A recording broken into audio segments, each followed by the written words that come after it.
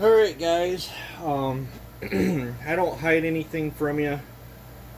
I try to be as honest and upfront as when I'm building stuff as I can.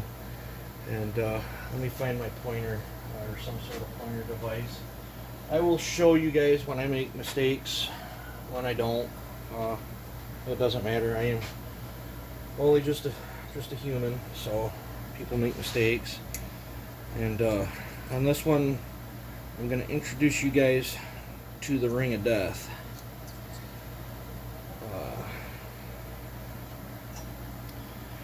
I was cutting combustion chamber. Got so tied up in thinking about all the mad horsepower I'm going to make on this Neotech. And I was doing a little bit more trickier stuff. I don't know if you can see this line right here. Well, the plating stops here, and I cut so much out of the chamber that there's a gap right here where there's no plating, because where the top of this used to be is now up considerably higher. And if I would have done a flat top pop-up on this, it would have been a lot less noticeable.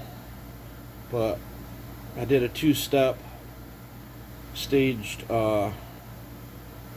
button top or crown or whatever you want to call, and I pushed it as far as I dared. I didn't want to get much thinner here because I'm worried about blowing a ring gland off. But what I'm talking about Ring of Death is, let me try to get this ring in here, because I want you guys to see what not to do as well. Probably should grab a ring. Okay, so that goes up. Oh, the piston locked. It just locked into that Ring of Death. That's bad. It'd take quite a bit to get it to come back out, but I think I'm still gonna be okay. This is a piece of sandpaper that I cut to the shape of the bore. I measured it. This is 25 thousandths, so that'll simulate my squish, because that's what I'm going to try to shoot for, between 20 and 25 thousandths. So I don't know if I can try to get this back in here again. This is hard to do on camera, guys.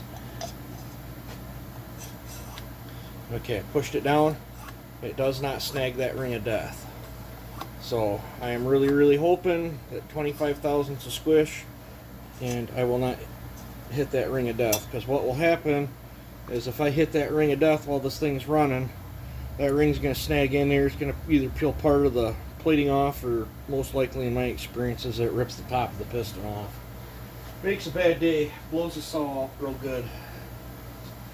But on the positive note, I'm experimenting. This chamber's cut on an angle, and same as my my piston. So, but I wanted to give you guys you can kind of see that ring in there. That's what we call a Ring of Death.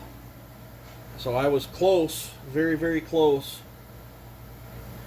of not making it. And say if that 25, this would have still dropped in there, because I've not cut the base on this, I could have bought another piston and then just not took as much off the top of the piston, so the ring wouldn't go up that far. So I still could have saved this jug, but it would have costed me a piston. But for the sake of science, it's a Chinesium saw. I'm gonna roll with this custom pop up. But so there's the cut tapered chamber. It's all dirty in there. I still got a ton of work to do to this thing. Another thing I wanted to point out is this exhaust port ain't even the same shape as what the muffler gasket is. So that's some high quality engineering there.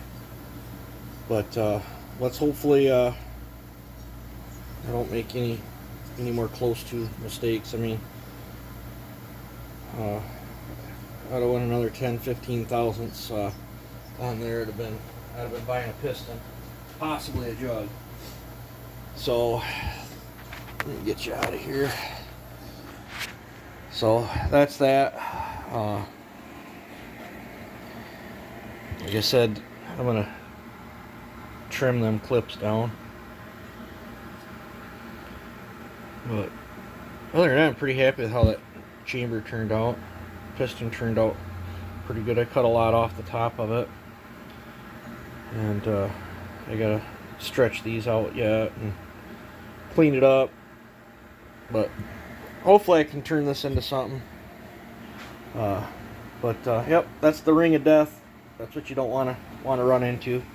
So sorry about me blabbering on here. You guys have a good one.